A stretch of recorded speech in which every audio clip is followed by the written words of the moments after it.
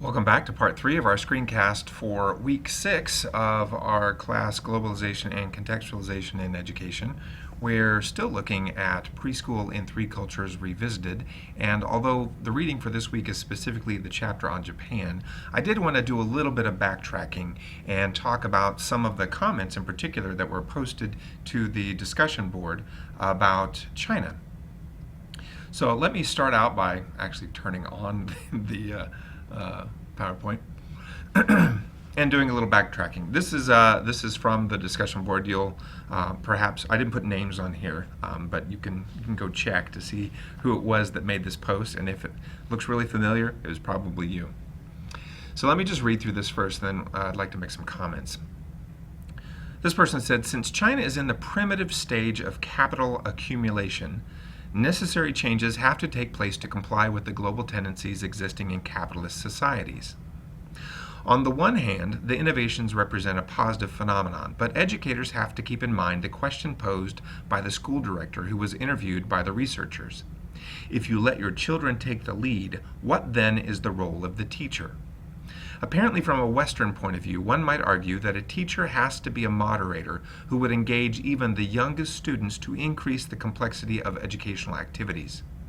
At the same time, with such a rapid change of the role of the teacher, it is a true challenge to effectively facilitate students' play without dictating the rules of the game. Okay, so this comment mixes a couple of things together. One is, it talks about global tendencies in capitalist societies and capital accumulation and how China is transforming to a capital accumulation society. Okay, and the authors make mention of that as well. I think I talked about that in a screencast from last week. That is definitely a large social, political, and economic change that's happening in China and has happened now for quite a while. On the other hand, the innovations represent a positive phenomenon. Okay, so that's interesting. So we're getting some of this person's perspective and values about what was read from the book. And in particular, the focus is on this question. If you let children take the lead, what then is the role of the teacher? To which the comment is, apparently from a Western point of view, one might argue that a teacher has to be a moderator, or the leader, who would encourage students to increase the complexity of educational activities. So this is actually getting at what is the norm for teacher-student interaction, even at the preschool level. And it also gets at the fact that preschool and expectations about how adults who work in preschools interact with children in a way that mimics formal schooling. Because remember, preschools are sometimes more like daycare than they are like school. So we have two things going on. One is it Western to have a teacher-focused environment in a school-like setting? Second of all, is there an expectation that a Western point of view has embedded education in China in order to make the teacher sort of the moderator or the focus of the learning activity? At least that's the way that I'm interpreting it. So I guess I'd love to hear more of your comments, and perhaps you can post this in the discussion board, about whether or not children taking the lead reduces the role of the teacher or takes away the role of the teacher. And that teachers in preschools, do they need to be the focus or do they need to be the directors or the moderators of all activities that children participate in? Right? Or is it enough for teachers to simply be there to make sure that the children are safe, they're fed, literally meet their physical and emotional needs without necessarily guiding their activities? I guess, so where does globalization and contextualization live in this comment? One, there seems to be an expectation or an assumption on the part of the person making this comment that having a teacher-directed classroom is somehow uniquely Western. That's interesting, right? Is having a teacher-directed classroom a Western innovation? Is that something that did not exist, in this case, in China, before there was the influence of a mass education system that, in many ways, people could argue, I think I would argue, has Western ideology embedded in it. All right? That's an interesting point of view. Second of all, does the role of the teacher and the student necessarily have to remain static over time? So what would be a very teacher-directed, by the way, if you'd read Preschool in Three Cultures from the 1989 printing, the example from China was extremely strict, very teacher-directed, very, it fed into all of the Western stereotypes about China at the time. In terms of being rigid, in terms of controlling what the students were doing and saying, and in many ways thinking, it was very much a teacher-directed atmosphere. So the question is, was that a Western influence as well? And was there some pre-Western form of schooling or expectation about how teachers and students or children interacted that was not teacher-focused or adult-focused? And so we have to be a little bit of certainly a historical anthropologist in order to get at some of this. Now, I am not. So I can't tell you, well, that 1127 back in China, it went this way. I can't do that.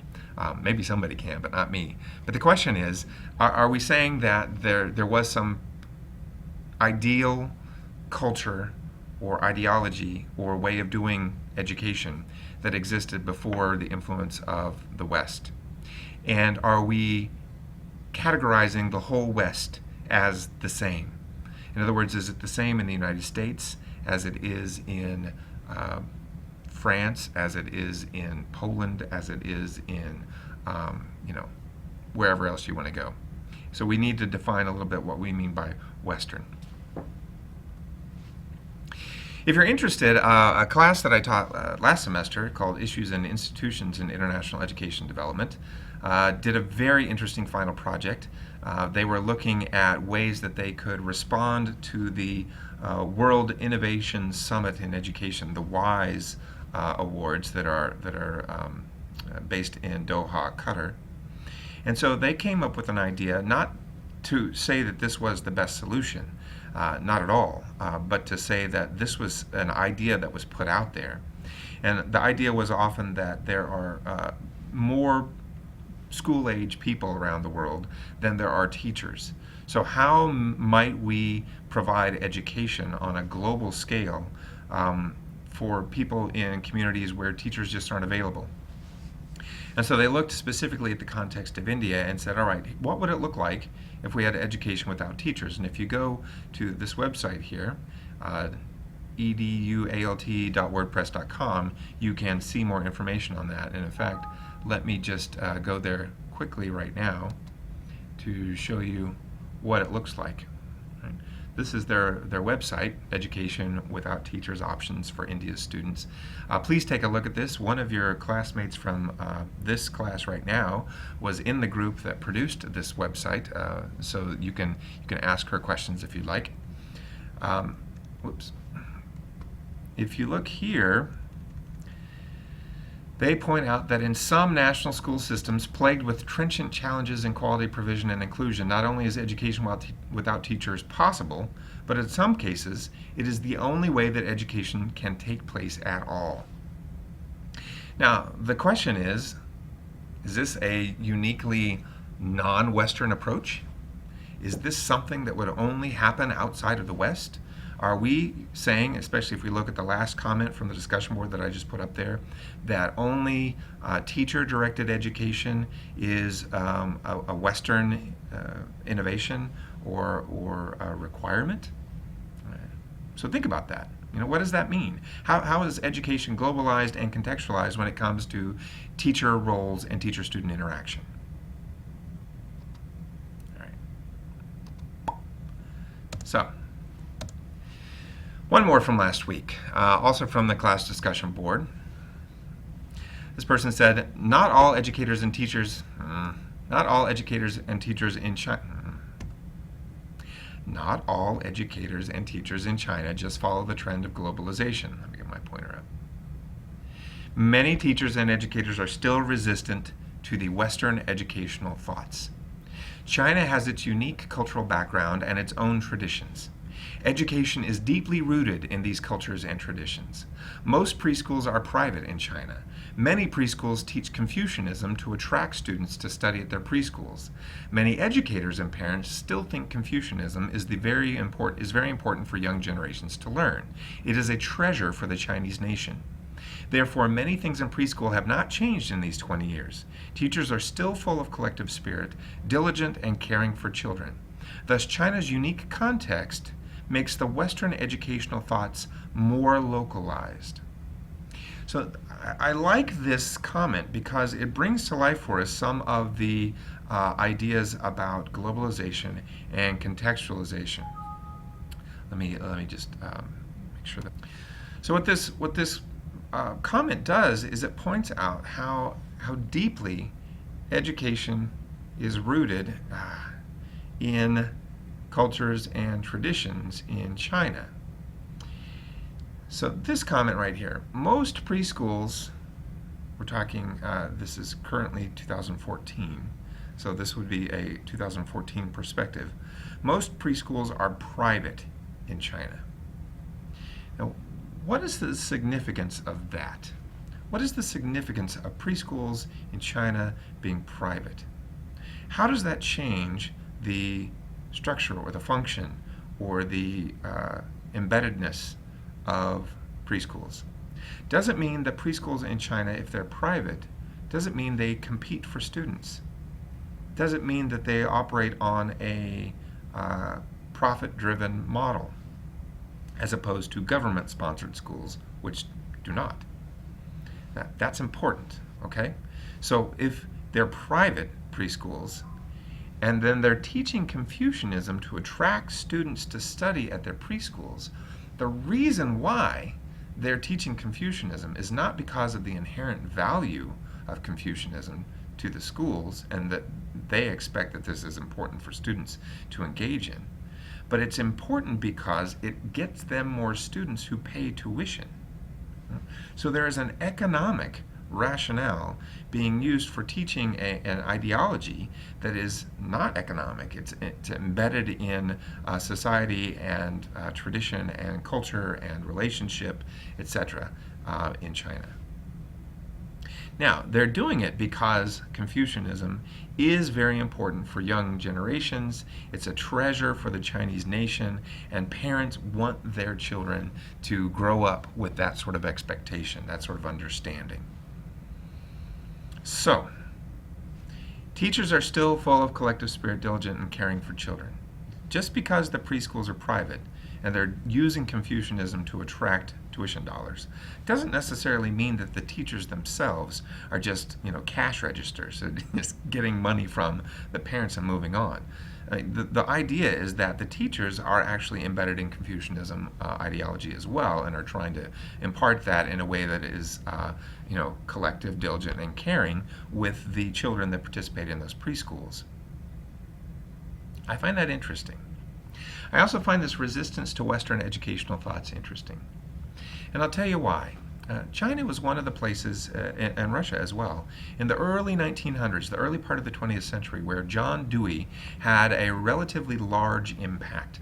John Dewey is an American philosopher of education, very much sort of the father of a lot of constructivist thought about education, which was very much an embedded, contextualized way of thinking about education. But he was American. And so he took a very Western perspective to constructivist education that was focused on the individual and how the individual then aligned him or herself with society. So it's not a black and white globalization on one side, contextualization on the other side issue. It's a much longer historical and much more complex phenomenon going on here. Now, I don't have all the answers to that, but I do want to spark a little more conversation about this. And if you have an opportunity, go back to the discussion board, look for this comment, and post some replies to it with your own thoughts about what this means or what this one previously means and how you interpret it. We're going to come back in the next screencast and talk about Japan.